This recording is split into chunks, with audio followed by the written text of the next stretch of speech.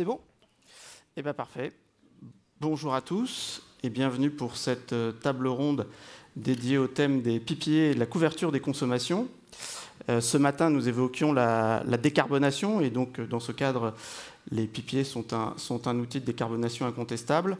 Mais comme on le mentionnait, la politique d'investissement et la décision d'achat se heurtent aussi à la question de la compétitivité prix de ce type d'outils. Si en 2022 le contexte était favorable, la situation est un peu différente aujourd'hui. Alors le PPA, ce n'est pas non plus qu'un outil de décarbonation, c'est aussi un outil qui permet de couvrir ses consommations sur le long terme et de sécuriser un prix sur cette durée. Donc c'est aussi un outil pour se prémunir contre la volatilité des marchés, qui était également un thème importé ce matin. Effet positif de la situation peut-être un peu plus délicate aujourd'hui des PPA, c'est qu'elle a poussé les fournisseurs, les producteurs, les intervenants à faire montre de créativité et d'innovation pour proposer des solutions toujours plus innovantes et permettre à un cercle de consommateurs plus large d'avoir recours à ce type d'outils. Et donc, pour évoquer ces différents sujets et voir ensemble quel est l'état du marché, quelles sont les propositions, quels sont les avantages, les inconvénients, j'ai le plaisir d'avoir autour de moi un panel d'experts et de talents. Alors, tout d'abord, Gladys Leclerc, vous êtes responsable énergie et finances au sein de la direction solutions durables et décarbonation de la banque LCL. Et à ce titre, vous pilotez notamment le développement de l'offre PPA avec un focus particulier sur le dispositif innovant des PPA multi-acheteurs. À votre gauche, Jérôme Beneux, qui est directeur achat, énergie, nouvelles et équipements au sein du groupement Les Mousquetaires. Je ne sais pas s'il est besoin de vous présenter, Monsieur Beneux, dans cette enceinte. Les Mousquetaires, c'est le 3e groupe de distribution, de grande distribution en France, avec une enseigne tous les 10 km et une consommation énergétique. Vous êtes à 2,5 TW en électricité et 0,7 TWh en gaz. À ma droite, j'ai tout d'abord Jean-Marc Proust. Vous êtes associé au cabinet GP Conseil. Vous êtes spécialisé en transition énergétique pour les collectivités locales. Et vous étiez précédemment en charge et en activité au sein de la FNCCR, où vous aviez piloté le groupe de travail achat d'énergie. Et puis vous êtes également, puisque vous êtes multicasquette, journaliste indépendant. Et on peut lire vos publications au sein de Slate, Marianne, Le Masque et la Plume. À votre droite, Alexis Buonanni, qui est directeur de Voltaire, fournisseur d'électricité verte à la fois à destination des entreprises et des acteurs publics. Alors Voltaire, vous êtes très fortement impliqué dans la promotion des énergies renouvelables pour le développer dans le mix de consommation de vos clients, à la fois au travers de la fourniture d'énergie verte, et puis également en intégrant les PPA dans leur consommation, et vous allez nous expliquer comment vous intervenez, notamment dans le cadre de PPA multi-acheteurs. Il y a un projet, je crois, dont vous nous parlerez plus longuement avec les ETI de Nouvelle-Aquitaine. Et enfin, Hubert Roy, qui est responsable des marchés chez Green Access, qui est filiale d'un producteur français d'énergie renouvelable. Vous êtes depuis 20 ans, enfin Green Access, depuis 20 ans, conseille les producteurs dans la vente de leur production et des certificats associés, et vous conseillez à la fois les entreprises, donc les producteurs d'un côté, mais aussi les entreprises dans la décarbonation et leurs usages électriques. J'ai déjà beaucoup trop parlé, je vous propose qu'on attaque tout de suite le cœur du sujet, et je vais laisser la parole d'une part à M. Buonanni et à M. Roy, pour, même si aujourd'hui les PPA sont assez connus, rappeler quelques concepts pour être sûr qu'on soit tous sur la même base de discussion. Oui, absolument. Merci Vincent pour cette présentation et cette introduction. Il nous semblait important de reprendre un petit peu le principe du PPA, puisque c'est un terme dont on a beaucoup entendu parler ces dernières années. Et il est important de comprendre qu'il y a le PPA, mais il y a des PPA. C'est-à-dire qu'à la fin de la journée, on reste sur un contrat sous seing privé entre deux acteurs qui vont décider des conditions d'un achat-vente de production, très généralement entre un producteur et un corporate, un consommateur. Et on l'a vu dernièrement aussi avec des entités publiques. Il y a un facteur assez simple pour distinguer les PPA, c'est la durée du contrat en fait, sur laquelle on va s'engager. On va voir les contrats court terme plutôt à horizon de marché, donc des PPA où on va être sur 3-5 ans. Quand on est en direct avec un producteur, dans ces cas-là, les actifs qui seront éligibles à ce type de contrat du côté du producteur seront plutôt des actifs qu'on appelle brownfield, donc c'est-à-dire des actifs qui ont déjà un peu d'historique de vente de production et souvent des actifs qui vont sortir de contrats étatiques. C'est des contrats qui sont relativement simples à négocier, puisqu'on est sur un actif où finalement la logique d'investissement du producteur n'est plus présente et où en fait l'acheteur, lui, va se retrouver en concurrence avec le prix de marché. Donc il va falloir que les deux se mettent d'accord, surtout sur le niveau de prix versus ce qu'on voit aujourd'hui sur les horizons de 3 à 5 ans sur le marché. Et donc il y a un deuxième axe de contrat, c'est les contrats plus long terme, qu'on a beaucoup vu ces dernières années, ces derniers mois, où on va plutôt être sur du 10, 15, 20 ans. Donc là, on va être plutôt sur des projets greenfield, donc des projets neufs, nouveaux, et où là, en fait, la logique du producteur va vraiment être dans un coût d'investissement. Et la concurrence pour l'acheteur, ça sera via la CRE, à savoir l'État, et donc potentiellement ce que le producteur peut avoir derrière comme revenu. Une fois qu'on a dit ça, je pense que c'est important de rappeler qu'un PPA, encore une fois, c'est un producteur et un acheteur qui vont avoir des logiques complètement différentes. Le producteur, lui, il a une logique d'investissement en infrastructure, c'est-à-dire qu'il doit présenter un projet auprès de ses financeurs, qu'il doit valider, et donc derrière, il va faire des hypothèses de par toutes les contraintes qu'il a, de prix de vente de l'électricité, et donc ça va être son axe majeur de négociation. Un acheteur, lui, il va avoir plusieurs leviers possible de réflexion et de prise de décision. Alors le plus simple, c'est l'économique, évidemment, de se dire finalement, aujourd'hui, j'ai un prix de marché qui attend, combien le PPA peut me proposer. Il y a un hedging dans la durée, plus ou moins longue, encore une fois, selon le projet qu'on va mettre en face. Il y a un autre sujet, c'est la décarbonation, évidemment, parce que qui dit producteur renouvelable dit électricité renouvelable, dit donc décarbonation pour l'acheteur final. Et puis on a vu émerger aussi d'autres volontés, par exemple la localité d'un projet. On a vu des acheteurs qui voulaient absolument des projets qui étaient à proximité de chez eux et qui étaient prêts finalement à payer des prix peut-être plus élevés parce qu'il y avait une complexité dans le sourcing du projet. Quoi qu'il en soit, et je laisserai la main à Alexis là-dessus, je pense qu'il est extrêmement important de retenir qu'aujourd'hui, si un acheteur a une réflexion de mise en place d'un PPA, il faut que dès le début, il intègre un fournisseur ou un acteur de marché dans la consultation et dans la réflexion de la mise en place du projet, parce que ça n'est pas si simple que ça d'un point de vue réconciliation de la production. Merci Hubert. Bonjour à tous. En complément de ce que vient de dire Hubert, il y a plusieurs types de PPA. Donc on a parlé de la durée. Il y a également la technologie, selon que l'actif soit solaire, éolien, hydraulique, peut-être biomasse. Et puis aussi la structure selon laquelle la production va être agrégée. On peut parler de PS produced, où en gros toute l'intermittence va se déverser dans le périmètre de responsabilité d'équilibre de l'acheteur, ou PS nominated, ou voir les PPA complètement transformés qui se déversent en baseload dans le périmètre de consommation. Tout ça pour dire que, alors heureusement on n'a pas prononcé le mot prix, mais le prix d'un PPA, si on n'a pas parlé de la durée de l'actif et de la structure, ça veut absolument rien dire. Et puis on a parlé aussi finalement des acteurs qui interviennent dans un PPA.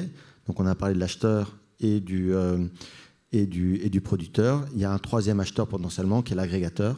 L'agrégateur étant celui qui va transformer, ou recevoir l'électricité produite par l'actif, alors soit pour lui-même s'il est également fournisseur, soit pour la transformer et la renvoyer dans le périmètre d'équilibre du fournisseur, du consommateur.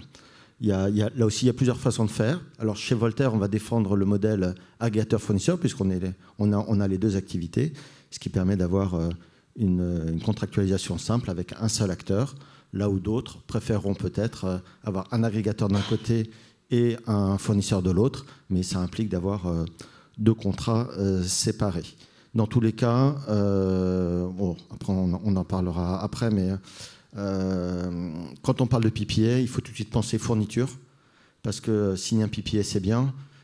Savoir comment on va l'intégrer demain dans sa fourniture, c'est un autre enjeu, et c'est bien d'avoir anticipé l'intégration dans la fourniture dès la négociation du PPA, mais on y reviendra.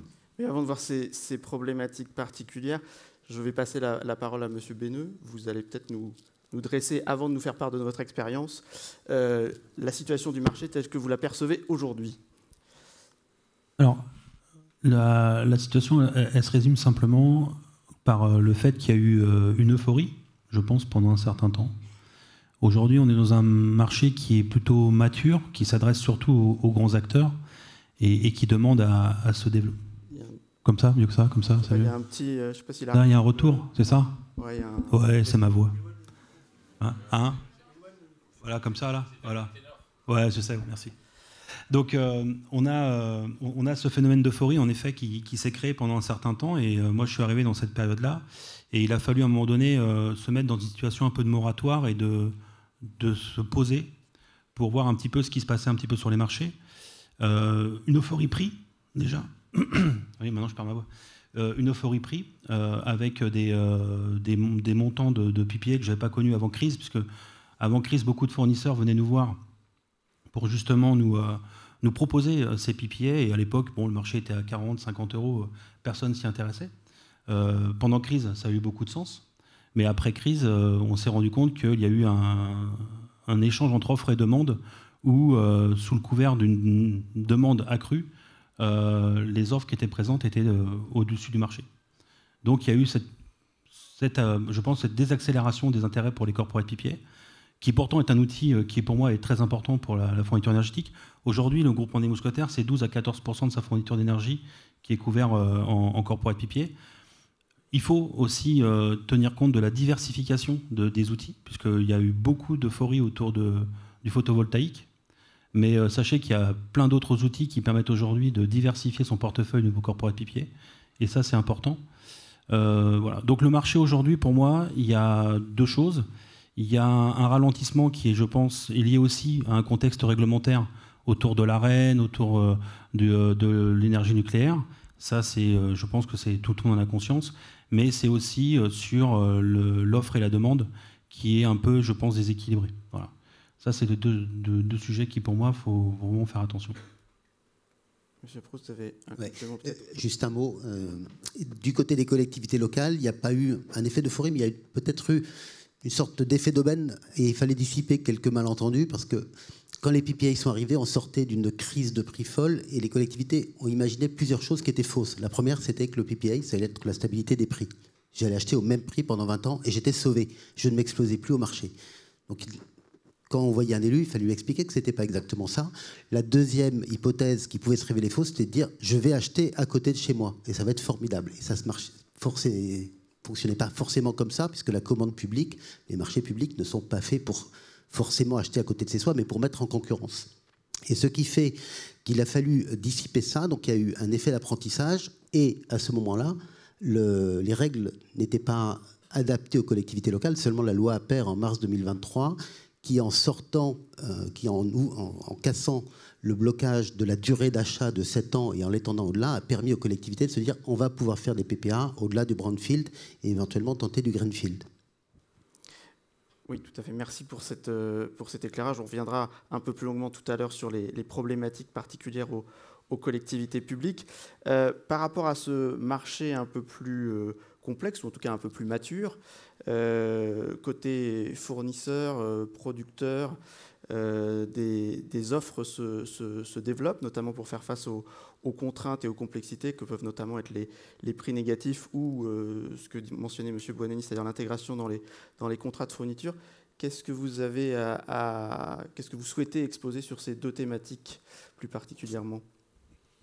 Ce qu'on observe en ce moment, on se rend compte que tous les PPA qui ont été négociés un petit peu en catastrophe pendant la crise, on va dire en 2022-2023, le temps que ça se négocie, que ça se construise, on arrive à l'horizon temps de la mise en service et du questionnement au fait comment est-ce que ça va s'articuler avec mon contrat de fourniture. Et c'est là qu'on découvre que tout ce qu'on a négocié en urgence pendant la crise, il faut le clarifier maintenant. Donc la question des prix négatifs, en 2022, on n'y pensait pas. Et quand on parle de complément de fourniture, si selon qu'il soit prévu que la centrale s'arrête ou pas, ça n'a pas la même incidence sur le prix de la fourniture du complément. De la même façon, le consommateur n'était pas forcément en position de négocier le meilleur taux de disponibilité de la centrale. Et finalement, tout ce qui a été on va dire, relativement souple dans le PPA, ça va se traduire par des surcoûts en fourniture, parce que c'est la flexibilité supplémentaire qui est demandée aux fournisseurs de compléments. Et donc, finalement, c'est la renégociation des contrats de fourniture qui peut exposer finalement tout ce à quoi on n'aura pas pensé au moment de la contractualisation du PPA. Donc, un des conseils, c'est penser dès la signature de son PPA aux clauses qui vont être importantes pour l'intégration dans la fourniture. Donc j'ai parlé de prix négatif, j'ai parlé de clause de disponibilité. Et puis on sait très bien qu'il y aura encore d'autres sujets auxquels on n'aura pas pensé. Ce sera peut-être les C2E, ce sera peut-être la délégation de paiement, ce sera peut-être l'autorisation de fourniture. La réglementation est toujours très innovante. Et donc se mettre en position aussi de choisir demain un fournisseur qui est prêt à accompagner, qui sera conciliant, parce que tout n'est pas écrit aujourd'hui ni gravé dans le marbre. Et donc c'est le rôle des fournisseurs d'accompagner les clients qui souhaitent s'engager dans la transition énergétique. Et puis j'en profite, pour ceux qui souhaitent en savoir plus sur le sujet, on vient de publier un livre blanc chez Voltaire, donc passez nous voir, on a plein de choses à dire et vous pourrez partir avec un petit livre blanc qui se trouve sur notre stand. Alors Green Access n'a pas de livre blanc, mais nous, ce qu'on a constaté, c'est qu'aujourd'hui, le producteur, le marché tel qu'il est, n'est pas à son avantage, quoi qu'il en soit. Donc en fait, les complexités que l'acheteur peut rencontrer, elles existent aussi chez le producteur. Parce que le producteur, il n'a pas d'intérêt à s'arrêter pendant les heures de prix négatif, et ça n'a pas d'avantage pour lui, mais il comprend bien que son acheteur, lui, ça ne l'avantage pas non plus que ça produise. Donc l'idée, c'est de trouver un moyen et un accord, de faire en sorte à ce qu'en optimisant le coût de fourniture et d'intégration, on fasse un arrêt de production sur les heures de prix négatif, puisque ça bénéficie à tout le monde, mais qui est quand même une compensation pour le producteur. Parce que le risque, c'est que j'en reviens à cette logique d'investissement côté producteur. Si lui, il perd, l'année dernière, on était à 354 heures de prix négatif. Cette année, on est à la moitié de l'année, on a déjà dépassé ce seuil-là, donc il est fort à parier qu'on arrive sur des records historiques, et ça pendant encore 3, 4, 5 ans minimum, le temps que le réseau se stabilise. En fait, si on n'anticipe pas ça dans le contrat, le risque, c'est que le producteur fasse logiquement monter son prix et que en fait, le PPA devienne insignable. Donc l'objectif, c'est de se mettre autour de la table, comprendre les contraintes des uns et des autres, et de se mettre d'accord sur ce sujet des prix négatifs. Il y a un vrai point aussi du côté des producteurs, c'est que, et je terminerai sur ces 2 points-là pour cette partie-là. Le premier, c'est l'hybridation des sites. Aujourd'hui, les producteurs ont conscience qu'ils doivent devenir énergéticiens et donc travailler leur courbe de production, que ce soit par du servicing avec un partenariat avec un acteur de marché, un agrégateur, ou éventuellement de la mise en place de batteries qui permettent de venir faire des nouvelles sources de rémunération et du décalage aussi de courbe de production. Et il y a un point aussi important, c'est qu'il faut savoir que la politique française est mouvante pour tout le monde, et les producteurs en sont les premiers à faire aujourd'hui les frais, parce qu'il y a un développement de nouveaux projets d'énergie renouvelable qui se tend aujourd'hui sur le marché français. On voit qu'il y a une volonté de réduction des tailles de projets, et donc qui dit projet plus petit dit potentiellement LCOE un peu plus élevé, et il y a aujourd'hui de vraies difficultés dans le raccordement au réseau. Et il faut savoir que c'est un poste de dépense qui pèse énormément sur le coût d'un projet. Et donc là, ce qu'on voit, c'est que en fait, petit à petit, si la tendance se confirme, les prix risquent de continuer à augmenter au niveau des LCOE producteurs. Alors ça, c'est pour les projets futurs, mais pour les projets actuels, enfin qui tournent même, Monsieur Besneux, quel est le retour d'expérience des mousquetaires ? Je suis heureux que les fournisseurs et les producteurs aient conscience de nos problématiques. En effet, il y a un phénomène de renégociation aujourd'hui de nos contrats. Il y a même un changement radical de stratégie, parce que le sujet aujourd'hui dans notre portefeuille, c'est on garde ou on ne garde pas. Qu'est-ce qu'on garde et qu'est-ce qu'on ne garde pas. Dans le phénomène d'euphorie, on a peut-être trop acheté sur certains outils de production. Donc, qu'est-ce qu'on en fait demain ? On parlait tout à l'heure aussi de clauses de revoyure. Il y a les formules d'indexation qui, au départ, étaient un peu, on va dire, noyées dans l'ensemble du contrat, mais aujourd'hui, on se rend compte que c'est des choses qu'il faut absolument revoir. Moi, sur la partie retour d'expérience, ce que j'ai à dire, c'est ce mix énergétique doit tenir compte aussi des nouveaux investissements qui n'existent pas aujourd'hui. On parlait de biométhane, on parle d'hydrogène. Ce sont des choses qui arrivent aujourd'hui aussi. Tout à l'heure, dans la salle, j'ai croisé des gens qui me parlaient déjà de déchets. Donc, comment pouvoir, on va dire, faire un côté vertueux aussi autour de tout ça. Donc, comment on intègre ces nouveaux outils? Est-ce que les fournisseurs sont prêts? Moi, j'ai des fournisseurs qui nous ont dit, Monsieur Benneux, le groupe On est mousquetaire, c'est très compliqué. Très compliqué parce qu'en plus, vous êtes multi-sites. Donc, c'est 7000 points de livraison à facturer tous les mois. Et je peux vous dire qu'il n'y a pas beaucoup de fournisseurs qui sont aujourd'hui capables de le faire. D'ailleurs, je pense qu'ils sont dans la salle, ceux qui nous accompagnent sur les sujets. C'est compliqué. Voilà. En plus, derrière, vous mettez un contrat block and spot pour combler le tout. Parce que c'est ça aussi, le changement de stratégie d'approvisionnement. Tout à l'heure, vous parlez du bon contrat. Pour moi, aujourd'hui, le bon contrat qui accompagne le corporate PPA, c'est le block and spot. Je ne vois pas autrement pouvoir travailler différemment. Alors, on sourit, on en a discuté à plusieurs reprises, mais voilà, pour moi, c'est le contrat qui offre le plus de flexibilité, en tout cas, à l'acheteur. Donc, retour d'expérience, c'est ça. Voilà, c'est en effet un bon contrat de fourniture avec le bon fournisseur, avoir un bon agrégateur qui nous écoute, un bon producteur qui est capable de revoir son contrat de corporate PPA qui a été signé il y a quelques années et qui aujourd'hui ne correspond plus à l'arrêté, donc les clauses de prix négatifs. Voilà, c'est ça. Sans oublier les impacts sur la facture. Parce qu'en fait, moi j'ai 3500 clients finalement, j'ai 3500 adhérents, et je leur expliquais quel est l'impact sur la facture. Ils avaient l'habitude de voir des factures quand même assez simples, et la complexité d'intégration de tous ces outils dans une facture, la lecture n'est pas simple. Donc ça apporte aussi beaucoup de pédagogie à apporter auprès de gens qui ne sont pas au fait, comme nous, aujourd'hui dans cette salle, des différents sujets. Donc beaucoup de réunions en perspective pour expliquer ce que c'est. Je pourrais parler pendant des heures. De toute façon. Et puis le dernier sujet pour moi qui est important, et après je passerai la parole, c'est ça? Il faut que je passe la parole à un moment donné, c'est ça? Tout à fait. Le raccordement réseau, on en a parlé. Ouais, c'est un vrai sujet. C'est quelque chose qui est bloquant. Moi, je l'ai vécu sur un sujet agrivoltaïque. Voilà. Donc, là, ça ne dépend pas de nous. Et ça va vraiment devenir très, très bloquant, surtout que dans le cadre de la loi APER, tout à l'heure, tu en parlais, on a de gros sujets d'interconnexion réseau. Et je ne pense pas que le réseau soit capable de nous accompagner sur tous ces sujets-là aujourd'hui. Voilà. C'est mon constat, en tout cas. Merci, M. Benneux. Alors, un autre retour d'expérience sur une thématique qui fait beaucoup parler, mais on cherche à savoir, c'est le PPA multi-acheteur. Madame Leclerc, que pouvez-vous nous en dire?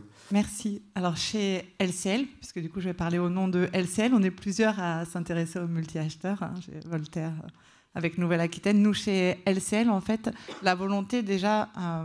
L'origine du développement des PPA chez LCL est liée en fait à la volonté d'accompagner les clients entreprises LCL sur leurs enjeux extra-financiers, vraiment liés en fait ces deux parties financières extra-financières. Et dans le cadre de l'accompagnement extra-financier, on est allé assez loin puisqu'on a co-construit avec nos partenaires une solution de PPA multi-acheteur. On a eu une première expérience en 2021, donc avant la crise, avec Voltalia, sur un parc solaire. Et on a profité de cette expérience, si je peux dire ça comme cela, pour se rendre compte qu'il fallait faire très attention au risque de recours en fait, en France, parce qu'on a un sujet d'acceptabilité avec les ENR. Donc du coup, notre premier contrat s'est signé. Cependant, le projet n'est pas sorti. On laisse passer la crise. En 2023, notre COMEX relance l'idée du PPA multi-acheteur avec la volonté toujours d'accompagner nos clients qui sont les ETI, les entreprises de taille intermédiaire. Puisqu'aujourd'hui, en fait, le PPA, il est surtout réservé aux grands corporates qui peuvent réserver des parcs pour leurs propres besoins.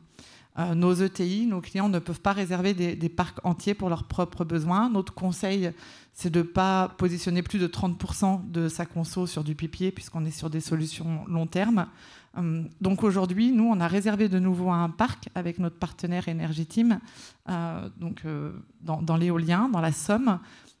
Et on distribue ce parc à plusieurs de nos clients. Donc on a qualifié en fait un portefeuille client qui correspond aux produits PPA, des clients qui consomment suffisamment d'énergie sans être pour autant des énergo-intensifs au sens stricto sensu que nous l'entendons ici. Donc nous, en fait, nous avons nos clients qui consomment suffisamment d'énergie, qui sont intéressés par les sujets de décarbonation, qui souhaitent se couvrir sur un prix par rapport à un marché très volatile de l'énergie et de l'électricité en France, qui souhaitent se couvrir par rapport à la fin de l'ARENH. Et donc, nous proposons à cet ensemble de clients, à un pool d'acheteurs, de prendre un bout du parc. Voilà.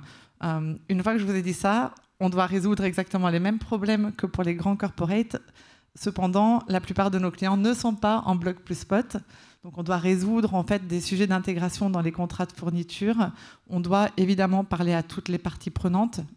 Je pense ici, par exemple, à l'agrégateur. Et on a vraiment souhaité offrir une solution clé en main à nos clients. Et donc, c'est ce que nous distribuons aujourd'hui. Et c'est assez bien reçu. On devrait finaliser l'opération d'ici quelques mois. Et avec chaque client peut conserver son fournisseur ou passage à un seul fournisseur?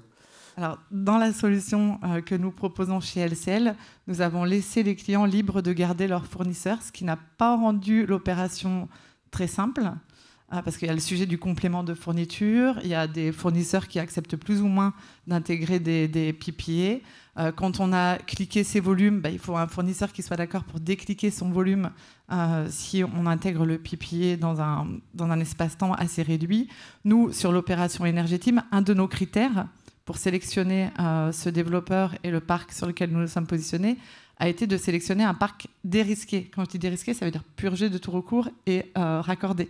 Donc aujourd'hui, en effet, le parc que nous distribuons est mis en service. En fait, il a été mis en service récemment. Du coup, il n'y a aucun risque. C'est une opération dérisquée et clé en main pour nos clients. Merci. Jean-Marc Proust, côté collectivité, quel est le retour d'expérience actuel ? Alors, on est dans une problématique assez similaire puisque c'est généralement du multisite et les collectivités vont faire des PPA dans le cadre de ce qu'on appelle des groupements de commandes, que ce soit à l'échelle métropolitaine ou départementale. Il doit y avoir une 60aine de groupements de commandes dans le territoire français. Et on a un cadre juridique assez stabilisé.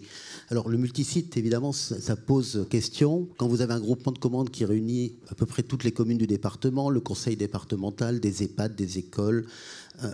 Et si vous lancez un appel aux bonnes volontés, vous risquez de vous retrouver avec des profils de consommation qui ne vont pas forcément être les plus intéressants pour un PPA.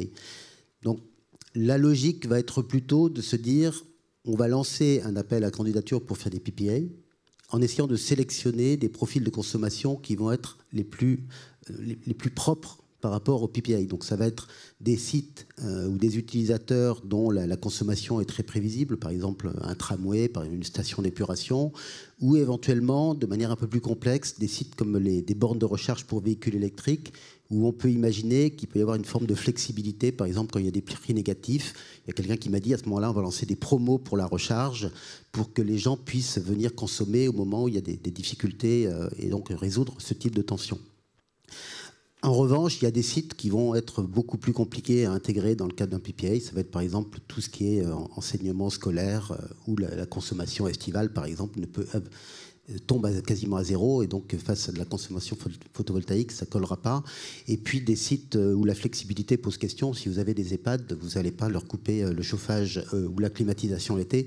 Donc il faut vraiment avoir ces paramètres en tête, ce qui fait qu'aujourd'hui le retour d'expérience est quand même assez limité. À ma connaissance, il y a une dizaine d'ailleurs on dit des CADER pour les collectivités, une dizaine de CADER soit en cours, soit en projet, et peut-être une dizaine d'autres en réflexion, mais réflexion assez faible. Et ils ont des modèles relativement différents. Alors, dans un atelier suivant, il y a Nantes Métropole et Territoires d'énergie 44 qui vont parler, c'est sûrement parmi les plus avancés. Et eux, ils ont simplement sélectionné 7 sites. Donc, vraiment, ils ont fait un CADER très spécifique, alors que potentiellement, ils ont quelque chose comme plusieurs centaines de consommateurs. Une fois que vous avez sélectionné votre consommation, évidemment, vous prenez la démarche suivante, qu'elle est de faire du sourcing auprès des producteurs. Et là, même aujourd'hui, ça commence à être un peu plus connu, il faut quand même aller les voir et leur expliquer ce que c'est que la commande publique. C'est-à-dire, quand vous négociez avec le privé, ça peut être un bras de fer un peu douloureux sur les prix, les conditions, les actifs, mais une fois que vous avez topé, vous avez topé. Dans la commande publique, vous allez devoir passer par un appel d'offres, il faudra fournir les pièces, répondre au bon moment, et vous n'êtes même pas sûr d'être sélectionné.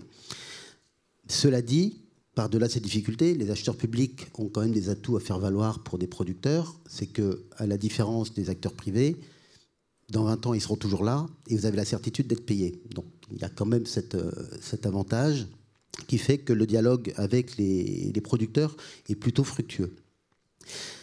Ensuite, il y a le dialogue avec les fournisseurs. Et depuis que je participe à des conférences énergie, ça doit faire maintenant une bonne vingtaine d'années, c'est la première fois que j'ai entendu dire du bien des fournisseurs. Les collectivités m'ont dit, on discute avec eux, ils ne sont pas tous parfaits, mais ils sont plutôt à l'écoute, et en tout cas, ils répondent. Donc on va voir ce qui se passe, parce qu'il y a encore quelques appels d'offres qui vont sortir dans les prochains mois.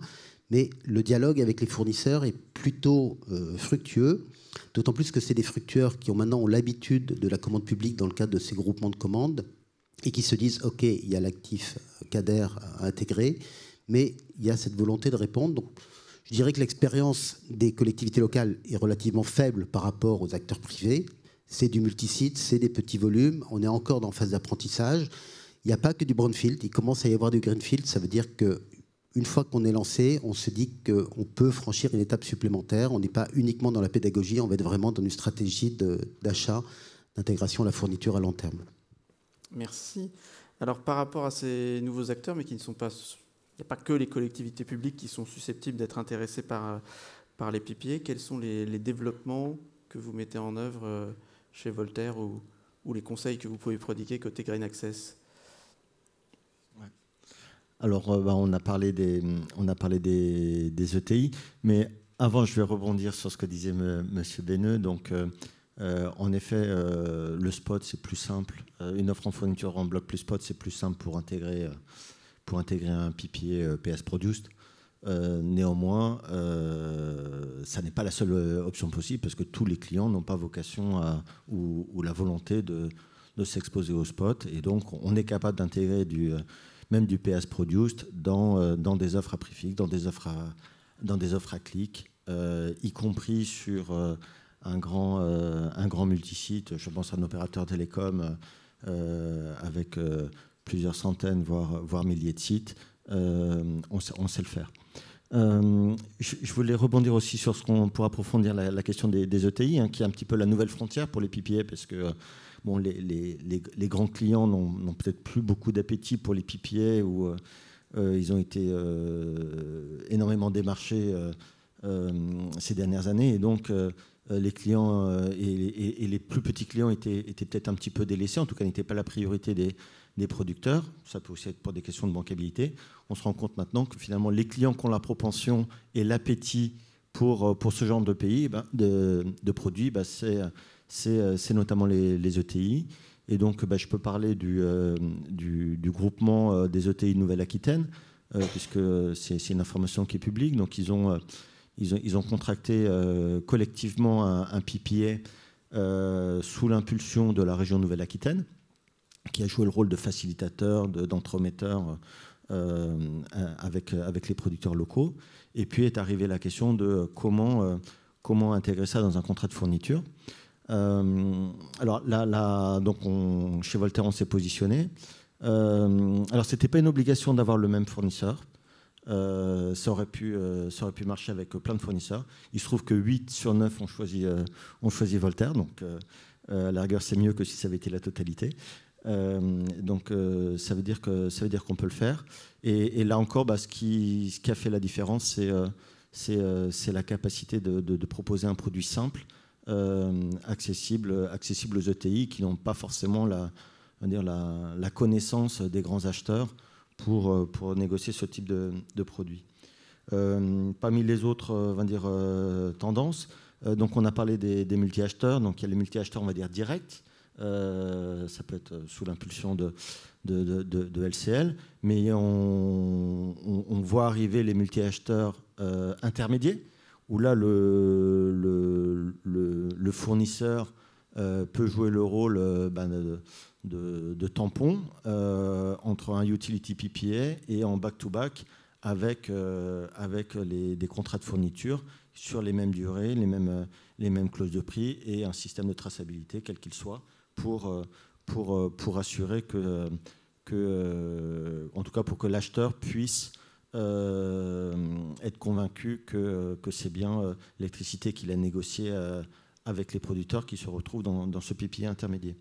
On a également les PPA multiproducteurs, et là on peut signaler l'initiative d'un confrère qui est Boralex, qui s'est illustré par finalement un produit foisonné éolien PV qui est intéressant, puisque ça permet d'aplatir la courbe de charge et donc d'améliorer le taux de couverture potentiel dans les consommations des clients. Et puis enfin, l'étape d'après, et c'est ce qu'on souhaite collectivement pour maximiser, favoriser l'essor des PPA, ça va être le pilotage des consommations. On pense notamment au solaire, comment on fait pour déplacer des usages vers les heures solaires. Alors on pense à certaines collectivités qui peuvent piloter certains usages, ça peut être le chauffage d'une piscine, ça peut être... voilà. Donc il n'y a pas que les supermarchés qui peuvent piloter les usages. Même chez les collectivités, on peut piloter des usages et c'est bienvenu.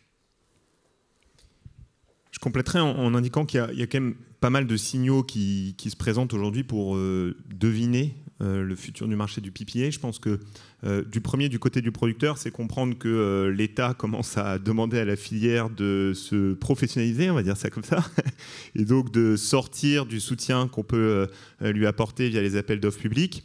La CRE a fait part récemment d'une note où enfin ils formalisent un peu publiquement leurs ambitions de niveau de production renouvelable à mettre à disposition d'acheteurs directs.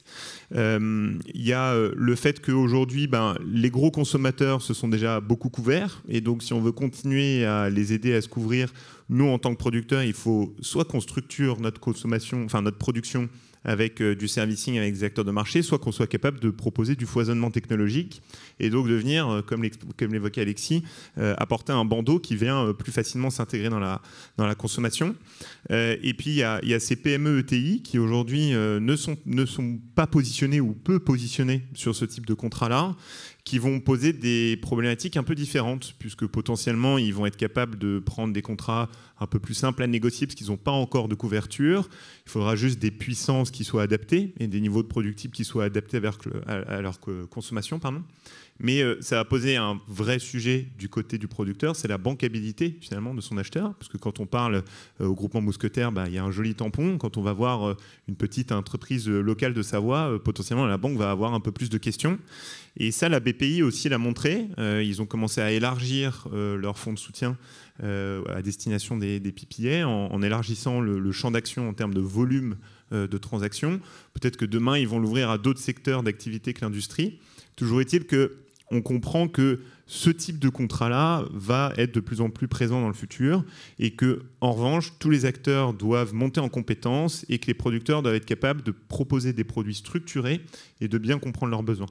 Et un dernier retour d'expérience avant de laisser la main pour la suite, c'est penser quand vous négociez un PPA à bien distinguer les différents blocs. Alexis l'a mentionné, il y a le niveau de disponibilité, la gestion des prix négatifs.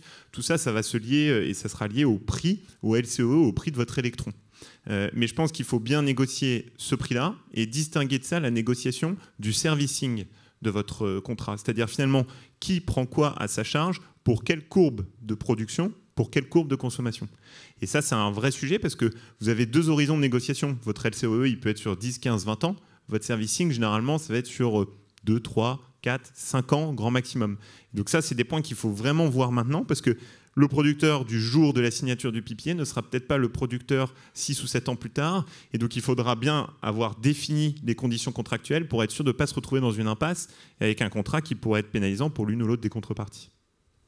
Merci pour ces précisions. Vous évoquez les évolutions exogènes, typiquement la position de la CRE par rapport aux mécanismes de soutien aux producteurs d'énergie renouvelable.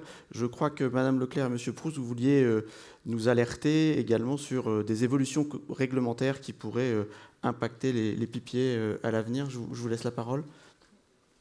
En effet, donc tout à fait aligné sur l'intérêt des développeurs de s'orienter plus désormais sur les PPA en anticipant du coup les appels d'offres creux qui peuvent évoluer plutôt à la baisse en fait pour eux. Or, c'était un marché en France qui était quand même très appel d'offres creux en fait, le marché des développeurs. Donc c'est une vraie transformation. Nous, chez LCL, donc on a la volonté d'accompagner les ETI sur les PPA. On leur offre, on leur propose la garantie, qui est une garantie à première demande, afin que le risque de contrepartie puisse être accepté du côté fournisseur et surtout chez ses prêteurs, du côté développeur et chez ses prêteurs. En termes d'évolution réglementaire, si on ne parle pas du développeur mais du consommateur, je pense que la première, du coup on en a beaucoup parlé aujourd'hui, c'est la fin de l'Arenh, fin 2025, exposition au marché. Bon, marché où les prix ont baissé depuis l'an dernier pour revenir à des prix plus historiques. Cependant, il y a un risque. Et donc, en fait, il a l'intérêt de se couvrir sur ce risque. Au-delà de la fin de l'Arenh, je pense qu'il y a une volonté affichée à travers les différentes réglementations pour électrifier les usages. Alors, on n'est pas encore au niveau de consommation électrique qu'on anticipait il y a 15 ans. Cependant, en fait, on a cette volonté pour décarboner, d'aller électrifier les usages. Moi, j'ai beaucoup de clients qui investissent sur leur flotte de véhicules électriques ou encore d'autres qui passent leur four à gaz en four élec, donc des vraies transformations. Donc là, on peut avoir une hausse des prix qui sera liée à ces réglementations-là aussi. Je peux parler aussi des sujets ESG et de toutes les entreprises qui étaient soumises à la CSRD, qui le sont un peu moins pour certaines ETI avec la loi Omnibus. Cependant, elles restent engagées dans leur trajectoire SBTI, dans cette volonté de décarbonation, dans des certifications Bicorp ou autres EcoVadis. Et donc, en fait, avec la volonté d'aller décarboner leur consommation. Enfin, en tant que banquière, je pense que je peux vous parler des meilleures conditions bancaires qu'on obtient aussi si on affiche en fait cette volonté de décarbonation, et nous pouvons profiter, quand on est engagé sur une trajectoire de décarbonation en tant que client, de taux bonifiés. On parle des financements indexés, des financements fléchés. Pourquoi ? Parce qu'en fait, les banques sont elles-mêmes engagées dans des trajectoires net zéro et donc font profiter leurs clients plus engagés de meilleures conditions. Merci. C'était pas tant une évolution réglementaire qu'un constat, dans le prolongement de la discussion qui a eu lieu en fin de matinée. C'est-à-dire que les collectivités sont comme tout le monde. Elles ont eu tout ce qu'elles voulaient, c'est-à-dire un cadre réglementaire stabilisé, des prix bas, pas de volatilité, pas d'incertitude. Enfin, vraiment, c'est le monde idéal. En pratique, ce qui se profile, c'est exactement ce qu'on ne voulait pas. Et il va falloir jongler avec. L'Arenh, je pense que s'il était passé à 60 €, 70 €, tout le monde aurait signé volontiers. On est parti dans un système que personne ne maîtrise. Les collectivités ont la charge de groupements de commandes qui représentent des térawattheures, mais des services publics. C'est-à-dire que vous avez les établissements scolaires, vous avez les établissements de santé, vous avez les EHPAD, vous avez les stations d'épuration, enfin, tous ces services publics. On a réussi à trouver un cadre à peu près stabilisé. Il n'existe plus, il faut faire avec. Et la priorité des collectivités, c'est la stabilité avant le prix. Alors je ne devrais pas dire ça à côté de personnes qui vendent des cadres. Mais quelque chose de plus stable possible, c'est exactement ce qu'elles cherchent. Ce qui fait que le bloc plus spot ne sera pas forcément ce qu'elles prendront, même si ça coûte un petit peu plus cher. Et si elles n'arrivent pas à faire un CADER, pour différentes raisons, elles se tournent volontiers vers l'autoconsommation collective, ce qui leur permet de stabiliser une partie de leur consommation. Les fournisseurs n'aiment pas trop parce que ça peut aller très vite. On m'a dit qu'il y avait par exemple un projet d'ACC qui s'était fait en quelques mois avec du petit hydro, et c'est quand même une bonne partie de la consommation d'une agglo qui sort d'un marché de 3-4 ans, donc le fournisseur fait un peu la grimace, mais les collectivités continueront dans ce cadre-là. Il se murmure aussi que quand elles sont PMO, personnalité morale organisatrice, il y a des réflexions du côté de la DGEC pour dire qu'il faudrait à terme avoir exercé l'activité de fourniture pour le faire. Ce serait probablement, peut-être pas la mort, mais un coup d'arrêt assez net à l'autoconsommation. Merci. Je crois qu'on arrive à la fin du temps qui nous était imparti. Avant de clôturer les débats, y a-t-il des questions dans la salle ? Je pense qu'on peut en prendre une ou deux, si d'aventure. Je vois un bras qui se lève devant moi. 2 bras. Oui, bonjour. Ça fonctionne ? Oui. Bonjour, Arnaud Chopin, groupe Tessenderlo. Je n'ai pas entendu parler en fait de Net Capture Price et j'aurais voulu savoir en fait quelle était la vision de l'évolution de ce Net Capture Price sur le long terme en fonction du développement de la flexibilité ou des batteries par exemple. Alors, qui prend le point ?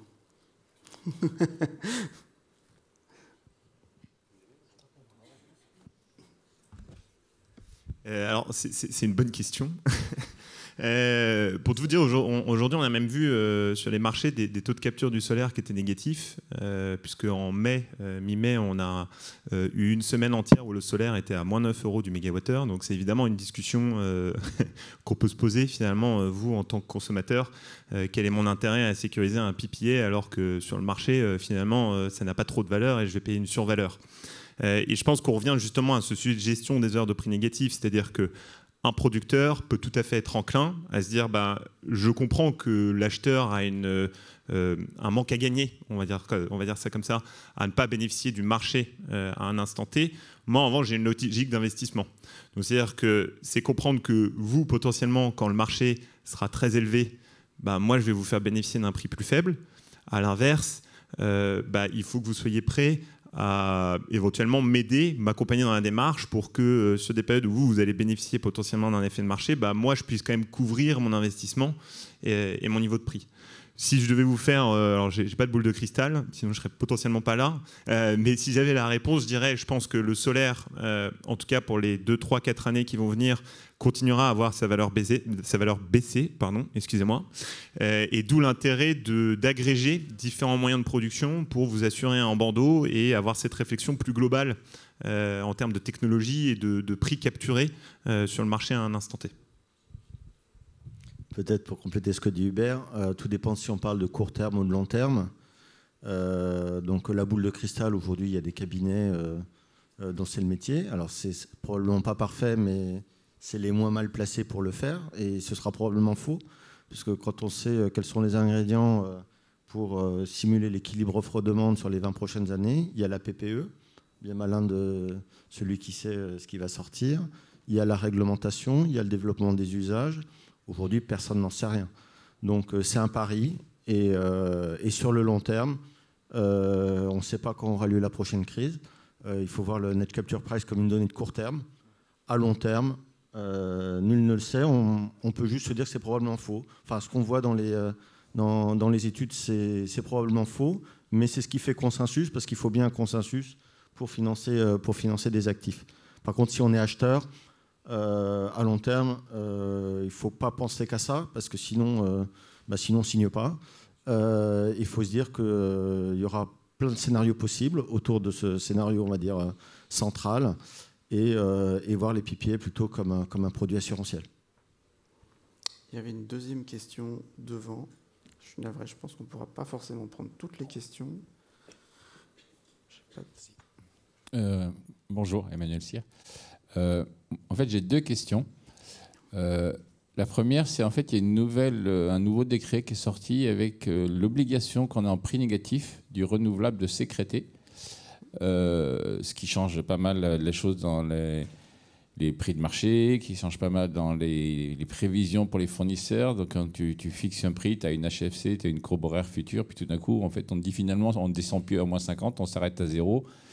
Et dans les revenus pour les producteurs, du coup, en fait, c'est les fournisseurs qui doivent compenser, si j'ai bien compris.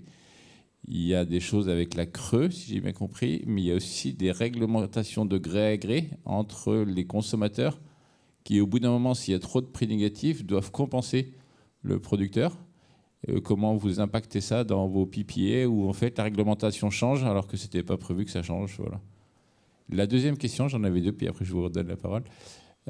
Parce que je suis souvent appelé dans ma société pour me dire est-ce que pouvez-vous nous trouver des clients j'ai des gros clients qui cherchent des gros PPA, en général ils se connaissent entre eux, mais des fois j'ai des petits producteurs qui disent est-ce que vous connaissez quelqu'un, mais j'ai 1 mégawatt, 2 mégawatts et ça fait quoi, 2 gigawattheures, et donc là en fait ça intéresse pas les producteurs, ça intéresse pas les fournisseurs, et puis les fournisseurs disent en dessous d'1 mégawatt j'y vais pas, voilà.